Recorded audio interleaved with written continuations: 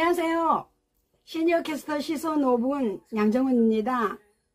오늘은 태풍은 어떻게 만들어지는지 알아보겠습니다. 화산이나 지진, 호우, 태풍의 4대 재해 가운데 우리나라에 가장 큰 피해를 주는 재해는 무엇일까요?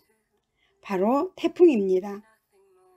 우리나라 전체 자연재해에서 태풍이 차지하는 비율은 평균적으로 80%에 육박합니다.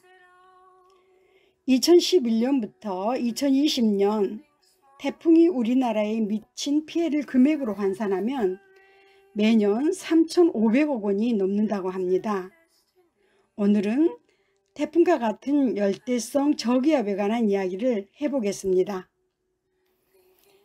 열대성 저기압은 발생하는 지역에 따라 이름이 다릅니다.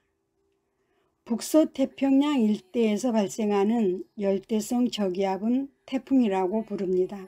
인도양과 남태평양에서 발생하는 열대성 저기압은 사이클론입니다.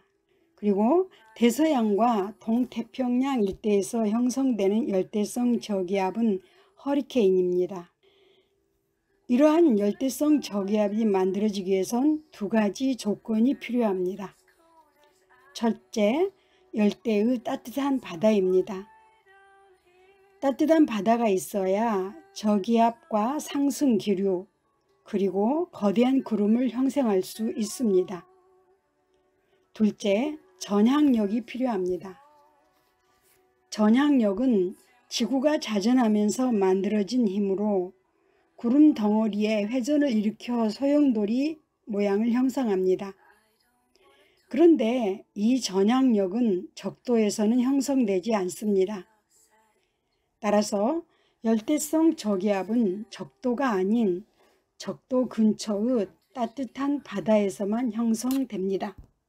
우리나라는 북서태평양에서 형성된 열대성 저기압, 즉 태풍의 영향을 받는 지역입니다.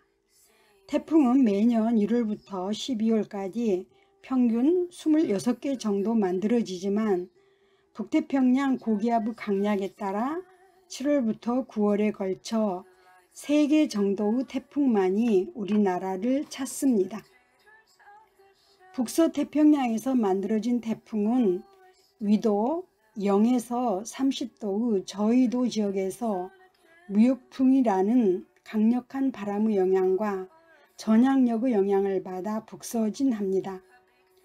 그러다 우리나라 부근에 와서 위도 30도대에 진입하게 되면 다시 위도 30에서 60도대에서 강하게 부는 편서풍이라는 바람의 영향을 받아 북동진합니다.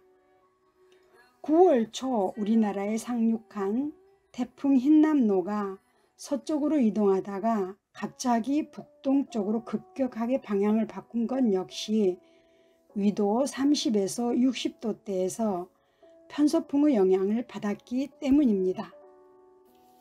제비, 너구리, 종다리, 민들레, 노을의 공통점이 무엇인지 아시나요? 바로 우리나라가 만든 태풍의 이름입니다. 태풍의 이름은 태풍의 영향을 받는 지역의 14개 국가가 모여 만든 태풍위원회에서 정합니다. 국가별로 10개씩 이름을 만들어 총 140개의 태풍 이름이 있으며 이들 이름을 돌아가며 순서대로 붙이는 방식입니다. 태풍 등 열대성 저기압은 인간에게 막대한 피해를 미치는 끔찍한 자연재해입니다.